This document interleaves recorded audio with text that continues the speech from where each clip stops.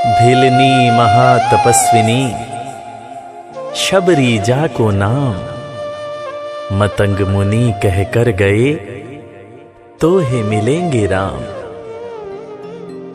सोने की चिड़िया मां भारती और सत्य सनातन धर्म के सबसे आदर्श पुरुष मर्यादा पुरुषोत्तम भगवान राम, जो वर्षों की तपस्या के बाद ऋषि मुनियों को भी नहीं मिलते, मगर एक भीलनी शबरी के घर स्वयं चल के आके न सिर्फ दर्शन देते हैं बल्कि उस भीलनी के जूठे बेर भी खाते हैं। और बाबा तुलसी ने क्या खूब कहा है कि प्रबल प्रेम के पाले पड़कर प्रभु का नियम बदलते देखा, अपना मान भले टल जाए भक्त का मान न टलते देखा। भाव नहीं तो कुछ भी नहीं है, लाख करो गुणगान, भाव के भूखे हैं भगवान, भाव के भूखे हैं भगवान।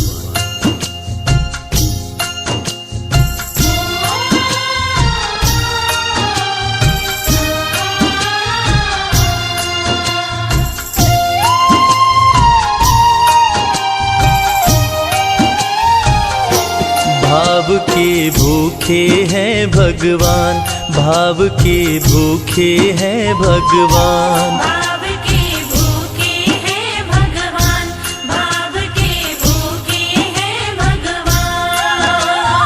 भाव नहीं तो कुछ भी नहीं है, भाव नहीं तो कुछ भी नहीं है, लाख करो गुणगान। भाव के भूखे हैं भगवान, भाव के भूखे हैं भगवान। भाव के भूखे हैं भगवान, भाव के भूखे हैं भगवान।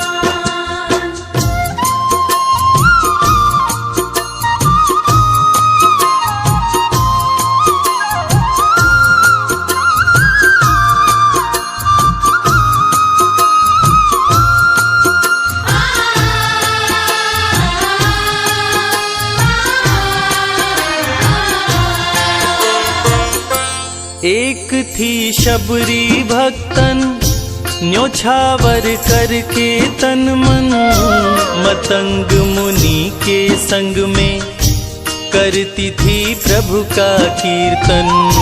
मतंग मुनि के संग में करती थी प्रभु का कीर्तन। बागों से चुन चुन लाती, प्रभु को फूल चढ़ाती, गंगा के पावन जल से रोज स्नान कराती। गंगा के पावन जल से रोज स्नान कराती। चरण धो के श्री राम का करती, चरण धो के श्री राम का करती, चरणामृत का पान। भाव के भूखे हैं भगवान, भाव के भूखे हैं भगवान। भाव के भूखे हैं भगवान, भाव के भूखे हैं भगवान।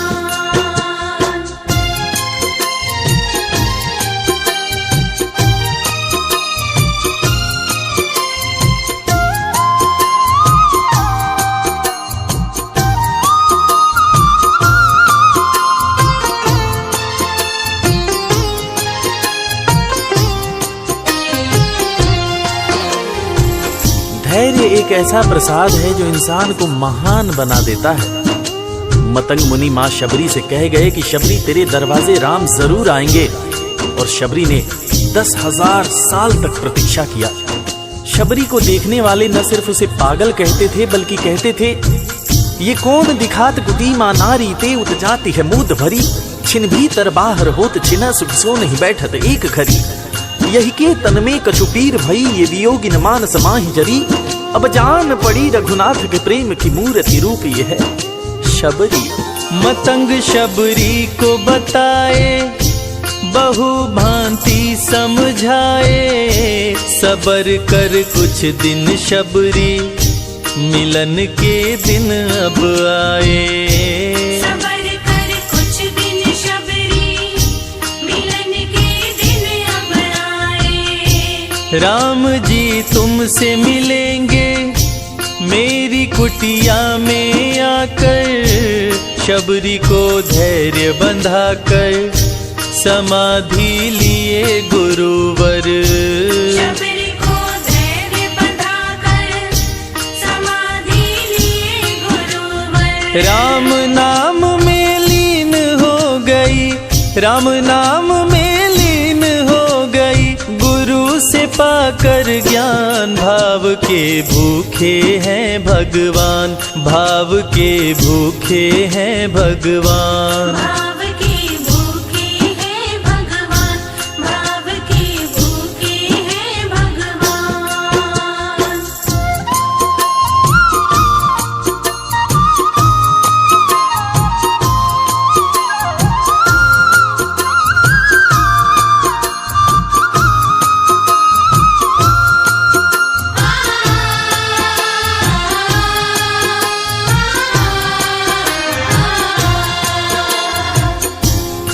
मां शबरी के गुरु महामुनि मतंग जब अपने नश्वर शरीर का त्याग कर रहे थे, तब मां शबरी ने उनसे पूछा, हे गुरुवर, मुझे मेरे राम कहाँ मिलेंगे? इस पर महामुनि मतंग ने शबरी को जवाब दिया कि शबरी, अरे दुनिया राम को ढूंढती है, मगर तू तो ऐसी खुशनसीब है कि तेरे दरवाजे राम स्वयं चलकर आएंगे। मां शबरी को अपने गुरु की बातों पर अटूट विश्वास हो गया। मां शबरी हर रोज राहों पर फूल बिछाती थी, चुन चुन कर मीठे बेर चख चख कर इकट्ठा करती थी, ताकि मेरे प्रभु श्री राम जब आएंगे तो बड़े प्यार से इसका भोग लगाएंगे। राहों पर फूल भी बड़ी सावधानी से शबरी मां बिछाती थी। शबरी मां सोचती थी कि मेरे गुरुवर कह के गए हैं कि मेरे घर मेरे राम जरूर आएंगे। शबरी मां राहों पर दूर दूर तक फूल बिछाती कि प्रभु श्री राम के पैर में कहीं कोई कांटा न चुभ जाए। राह पे फूल बिछाती, वो मीठे बेर को लाती, मेरे प्रभु राम आएंगे, नैनों में सपने सजाती। मेरे प्रभु राम आएंगे, नैनों में सपने सजाती। राम से प्रीत लगा के वो निश दिन राम पुकारे, उमरिया बीती जाए रे कि अखियां पंथ निहारे। उमरिया बीती जाए रे कि अखियां पंथ निहारे। जर्जर हो गई काया फिर भी, जर्जर हो गई काया फिर भी, बसे राम में प्राण। भाव के भूखे हैं भगवान, भाव के भूखे हैं भगवान। भाव के भूखे हैं भगवान, भाव के भूखे हैं भगवान।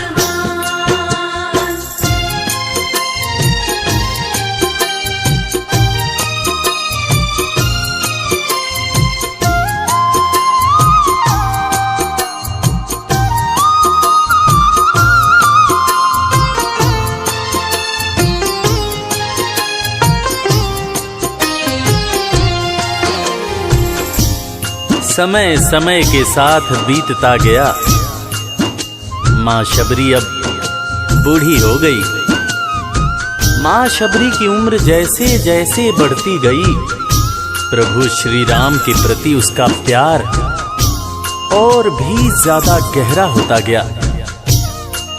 मां शबरी जो इस जन्म में तो भीलनी हुई थी, मगर अपने पूर्व जन्म में वो एक बहुत बड़े राजा की रानी थी।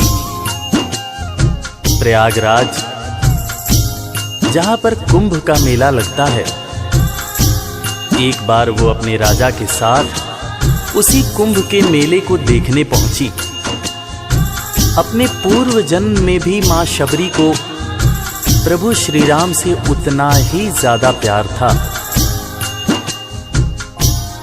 उस वक्त रानी ने अपने पति से ये इच्छा जताई कि मैं बाहर जाकर संत महात्माओं के साथ भजन कीर्तन करूंगी, जिस पर उसके राजा पति ने ये कहकर मना कर दिया कि एक महारानी को इस तरह के छोटे लोगों के साथ बैठना शोभा नहीं देता।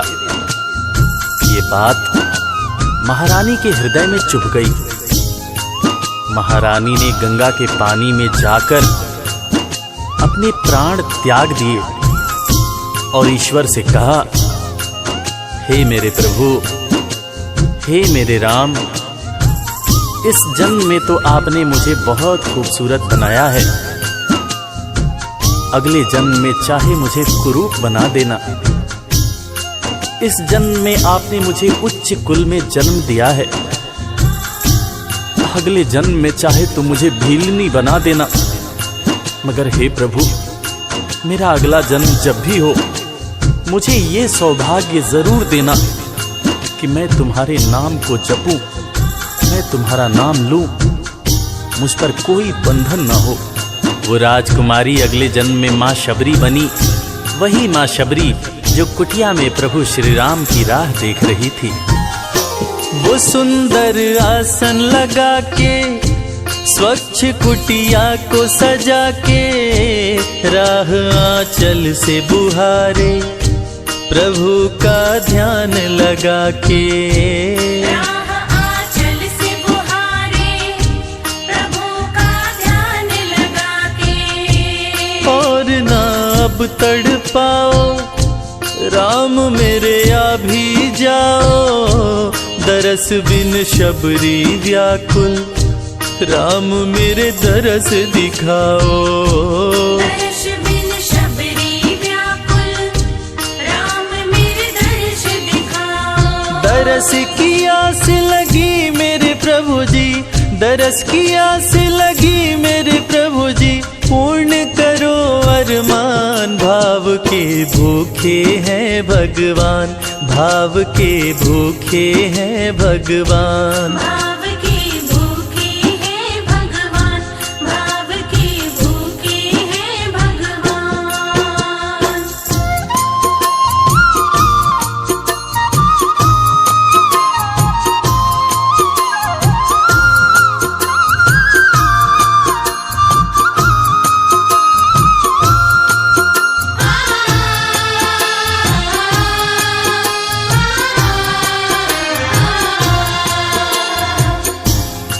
अजगर करे न चाकरी, पंछी करे न काम, दास मलूका कह गए सबके दाता राम।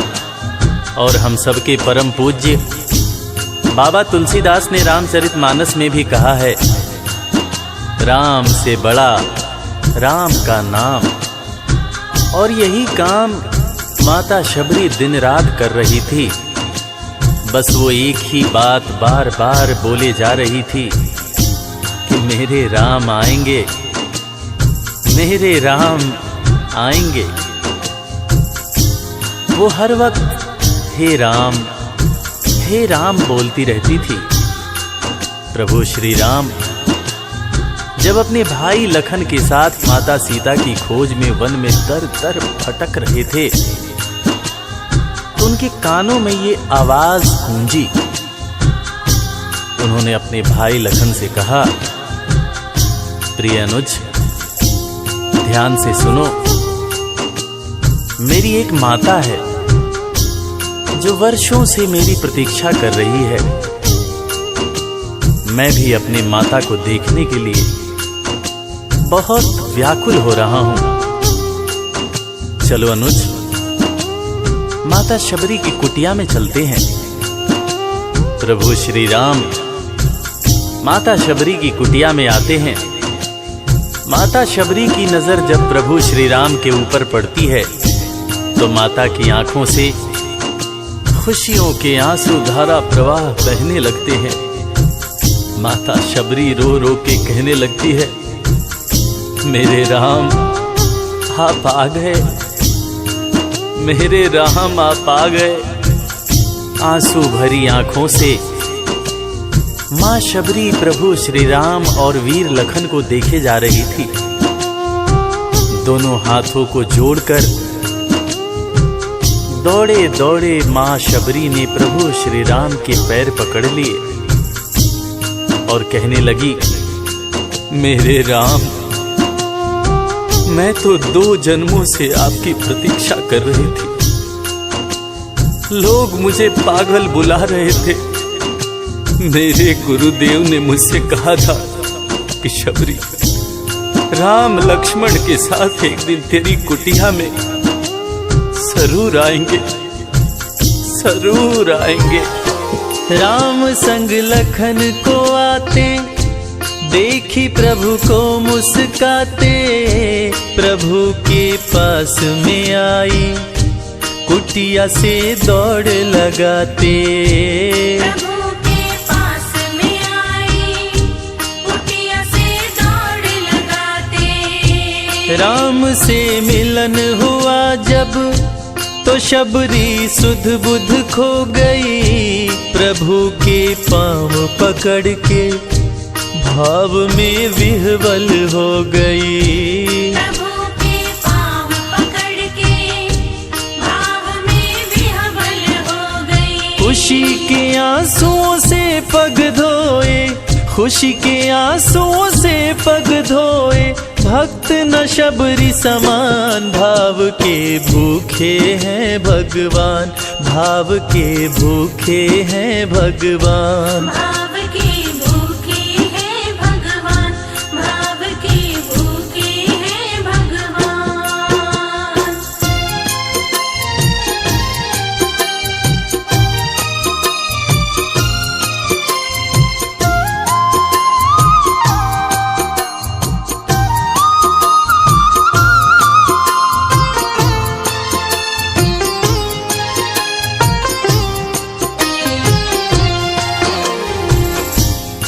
मित्रों, मैं रविराज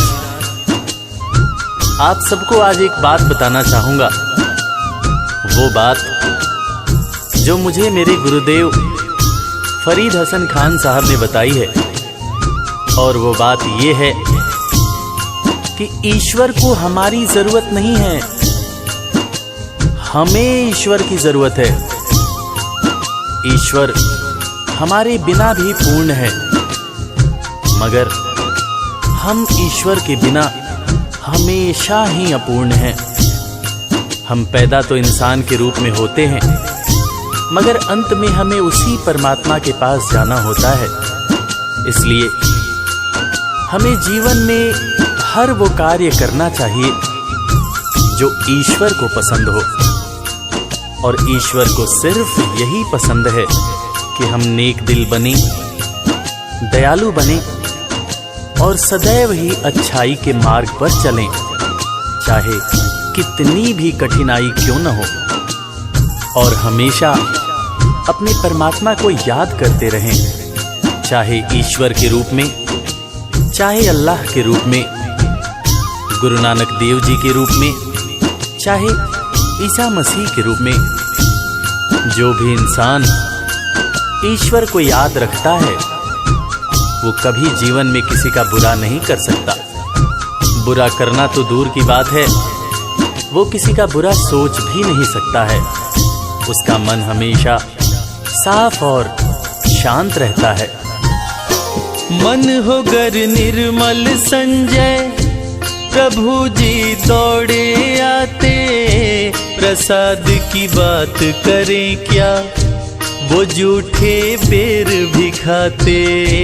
प्रसाद की बात करें क्या, वो झूठे बेर भी खाते। बात है सच्ची लेकिन हम सब, बात है सच्ची लेकिन हम सब इससे हैं अनजान। भाव के भूखे हैं भगवान, भाव के भूखे हैं भगवान। भाव के भूखे हैं भगवान, भाव के भूखे हैं भगवान। भाव नहीं तो कुछ भी नहीं है, लाख करो गुणगान। भाव के भूखे हैं भगवान। भाव के भूखे हैं भगवान, भाव के भूखे। इस कथा के लेखक पंडित संजय तिवारी जी, साउंड इंजीनियर श्री कैलाश डंडरियाल जी, मैक्स स्टूडियो दिल्ली। संगीतकार लवली शर्मा। मैं आपका अपना रविराज और वीर म्यूजिक परिवार की तरफ से आप सभी को कोटि कोटि प्रणाम करता हूँ। किसी भी त्रुटि के लिए हम क्षमा प्रार्थी हैं। बोला भक्त और भगवान की